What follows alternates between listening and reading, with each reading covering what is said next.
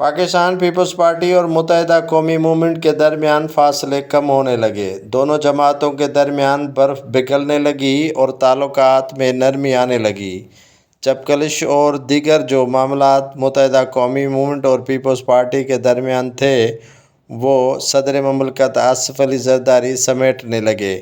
متحدہ قومی موومنٹ جو وفاق میں پاکستان مسلم لیگ نون کی حکومت سے نالاں اور مایوس ہے، انہیں اب سہارا دیا ہے صدر آصف علی زرداری نے۔ صدر مملکت آصف علی زرداری سے وزیر اعلیٰ ہاؤس میں آج متحدہ قومی موومنٹ کے رہنما خالد مقبول صدیقی، مصطفیٰ کمال اور فاروق ستار نے طویل ملاقات کی اور انہیں گورنر سندھ کے تقرر اور سندھ کابینہ میں شمولیت اور دیگر معاملات پر بھی آگاہ کیا اور انہیں اعتماد میں لینے کی کوشش کی۔ آصف علی زرداری چاہ رہے ہیں کہ متحدہ قومی موومنٹ مل کر سندھ میں حکومت سازی اور دیگر معاملات میں پیپلز پارٹی کے ساتھ چلے۔